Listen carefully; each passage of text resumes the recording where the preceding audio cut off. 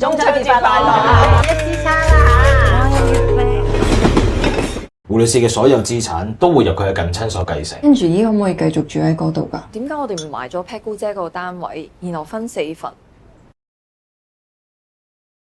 第一個細佬咧娶唔到老婆，就肯定係你呢句説話搞到你咁嘅。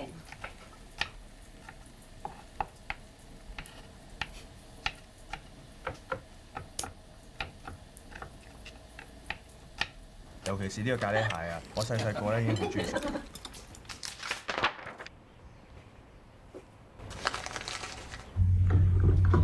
咁我收到嗰個人物小傳，同埋我哋之前有唯獨講過呢一個角色。咁佢其實咧係有好大程度係妒忌個細佬嘅，因為好似所有嘢好嘅嘢，又或者屋企爸爸媽媽嘅注意力，覺得男仔男丁先至係最重要啦。咁可能佢同父母睇起嚟個關係都唔係太差，因為佢有自己嘅家庭啦。咁大家都係維持一啲表面嘅和平。我記得咧，Fanny 有個明星夢嘅，想扮靚靚去唱歌，但係其實佢係一個冇天分嘅人。佢冇天分，但係佢又唔想要咁樣過一世。咁佢係諗到好大嘅，但係 Angie 都知道呢個女冇天分㗎啦，但係佢想學唱歌，去嗌佢都會揞錢俾人，你去學唱歌啦，俾佢去試。咁家庭溫暖其實係喺 Pat 姑姐 Angie 呢個屋企係得到嘅，但係佢嘅人呢，其實佢又唔係唔明白佢自己原生家庭嘅狀況，所以變得佢嘅人有啲扭擰啊，即係佢又想要面對現實，結婚生仔。但係佢又唔想去面對呢一個現實，所以變得佢有時咧，佢表現出嚟嘅嘢咧，佢有啲矛盾咯。佢又係一個阿媽，但係同時又係一個女。佢想要做乖，但係佢又唔可以咁乖，即係佢嘅內心唔係咁乖。所以佢呢一個角色成日都長期處於一啲要行前要褪後，邊度都唔係嘅一個狀態咯。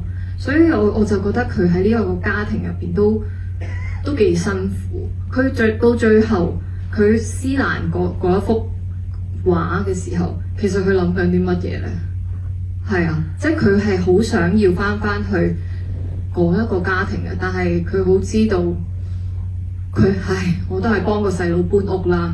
即係佢得唔到嗰間屋，佢都要幫佢搬屋喎，咁都幾無奈嘅。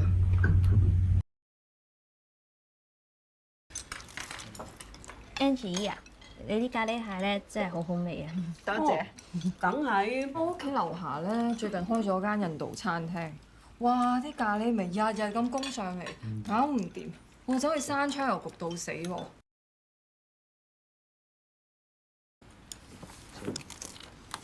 你爸 B 我啊，細個嘅時候咧咪住木屋嘅。講你又叻，會考係科科肥佬，慘得過我有人要啊！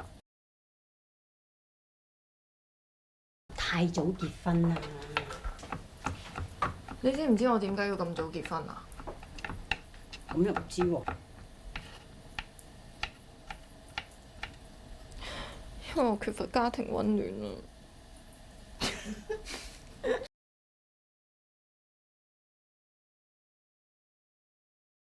在70年代，在香港已經不是太重男輕女的了啊！女孩子你有本事的話。